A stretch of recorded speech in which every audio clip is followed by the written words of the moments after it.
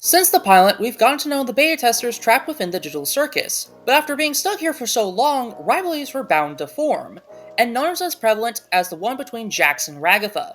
These two have been butting heads practically the entire series, but why is that? Join me today, theorists, as we break down the fallout between Jax, Ragatha, and how it all ties back to this mysterious abstracted member, Ribbit.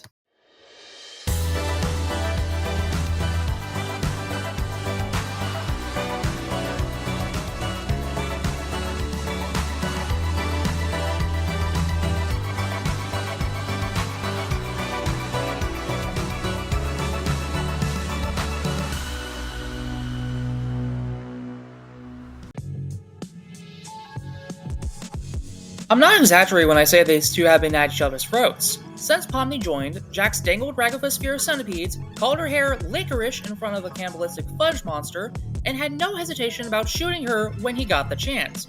But don't worry, the feeling's mutual. Don't I know it? Yo, Jax. I hate you, but I don't want you to hate me. Is that weird? And then you just act like you never do anything wrong and everybody loves you, when in reality you just fuck everything up for everyone else! It's usually assumed that they've always been like this, and that makes sense. Ragatha has always struck me as an older sister type, taking newcomers and those who need protection under her wing. Jax, meanwhile, has proven himself to be a prankster and, at times, a bully, preying on the very people Ragatha tries to protect. Naturally, that makes them clash, but this dynamic starts to shift by episode 5. Do you have any actual friends? Not anymore. Jax opens up more than usual, giving us insight into not just his personality, but how he views Ragatha.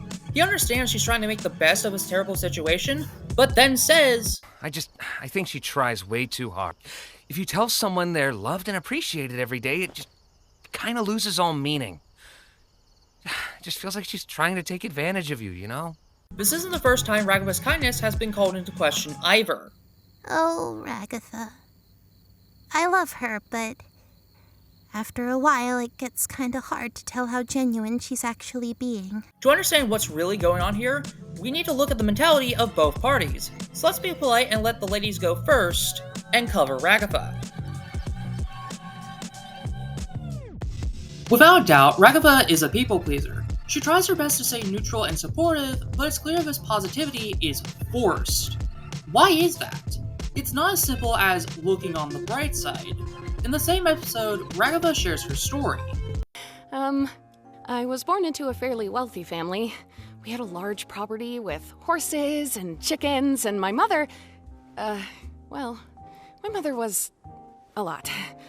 I worked in real estate for a bit until I ended up here. This surprisingly confirms one of my older theories that she was once a farm girl, which also reinforces her likely backstory, a farm girl who moved to the city out of financial desperation. Ragatha never mentions her father, suggesting he either passed away or left her at a young age. Based on her dialogue, I certainly don't miss the yelling, and the braiding, and guilt-tripping, and the... Ragatha knows what it's like to be treated harshly, so she acts kind even when it feels fake to avoid giving others the same pain she once felt. But we also see what happens when Ragatha isn't nice. No offense, but you're kind of annoying when you have your happy mask. When she tries to act mean, she overshoots it. Even Pomni regrets giving her permission to be mean in the first place. So we can see why she defaults to kindness, even when it doesn't work. But why force toxic positivity? It could be best summed up in this clip. I just want everyone to be happy. And I don't want people to hate me. All she wants to do is make everyone happy. Admirable? Absolutely. Realistic? Not at all. And there's no better example of that than Jax. Jax has always been one of the hardest characters to figure out. Arguably the most intertwined with the circuits itself. If anything, he's like a living plot device. He took Pomni and Ragatha to Copland's room, opening that can of worms, threw Pomni onto the banish truck which led to this disaster, and even tossed Gangle's happy mask into the scary door, giving Pomni one of her worst experiences yet. And through it all, he's grinning. The circus almost seems to bend to his will, playing along with his chaos. That's led some certain theorists to speculate that Jax may be an NPC who infiltrated the cast. And you know what? I agree. It explains why he's so calm and unbothered. It also fits with his roles in episode 4 and 5. In episode 4, he's replaced by Gangle's Happy Mask and forced to work in the fast food industry, one of the most realistic adventures we've seen so far. By the end, he's completely exhausted, smacked by the reality that in the real world, actions have consequences. Hey, Kane, we're having a bit of an issue with the employees, and I was wondering if you could maybe have a punishment waiting for them at the end of the day if they do a terrible job. Wait, what? Episode 5 continues this theme. He's replaced by the suggestion box, and the power dynamic flips. The group controls the situation, not him. But even if Jax is an NPC, that doesn't mean he's immune to trauma. In fact, that trauma is on full display in the latest episode. Jax introduces the concept that everyone in the circus fits a certain archetype, and his is the funny one. But that persona falls apart. When Ragatha accuses him of corrupting Pomni, he shoots her and keeps firing long after he's out of ammo, out of pure spite. Later, when Pomni hugs him after Zubal's elimination, he pushes her away literally and emotionally. What started as teasing evolves into bullying, and finally into outright hostility. And when Pomni proves that Jax does care, he has a total meltdown. His funny guy act is nothing more than armor and an excuse to be cruel, because in Jax's mind, caring about someone only leads to losing them, so he pushes everyone away. Which brings us to Ribbit. No pets allowed. Jax speaks unusually personally about Ragatha and her kindness, more than he's ever said for anyone else. That tells us he used to find comfort in her, just like how Pomni does now. But sometime after he arrived, another member joined the circus, Ribbit. Given a few subtle hits, like the wacky flashback during Kane's intermission, the two clouds shaped like a rabbit losing its tail and a bow tie, and the moment where Jax stares blankly at Ribbit's old door, it's safe to assume they were close, maybe even best friends. They could have been a chaotic prankster duo, two tricksters perfectly in sync. But one day, Ribbit abstracted. She may have injured Jax during the process, putting everyone in danger before Kane was forced to send her to the cellar. That would have devastated both Jax and Ragatha. If Ribbit joined after them, Ragatha likely took her under her wing along with Jax, which could explain his resentment.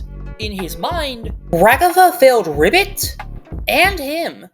I think I might have failed Pomni.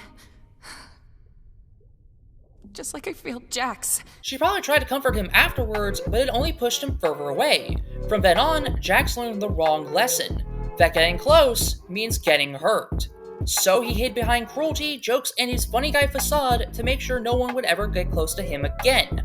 We even see this pattern with Kaufmo. He clearly cared about him having Jax's bowling ball and Jax's slight remorse towards his abstraction says it all. But he pushes it away, burying the trauma under sarcasm and cruel quips. And that, theorist, is what I believe caused the fallout between Jax and Ragatha. When I first drafted this theory, I had another possible explanation for Ribbit's abstraction. Maybe Jax and Ribbit pulled a prank that went too far, and Ragatha snapped, yelling at them both. It could have been what triggered Ribbit's abstraction, but when rewatching the series, I noticed something. Jax gets visibly uncomfortable whenever abstraction or emotional closeness comes up. If Ragatha's anger had been the cause, why would he tease her so casually about being mean? Or why does he barely react when she snaps at him, yet looks genuinely shaken when she apologizes afterward? Things just don't add up. Anyway, that's my theory. As of this video's release, the Sketch-a-thon submissions will be closed. So thank you to the 7 people who submitted ideas. I was hoping for a bit more, but hey, this is a very humble start. I'll be diving into those next. Today's secret word is #Ribbit. And now for the shoutouts. There are none. If you want a shoutout, remember to put the secret word in the comments below. Thank you!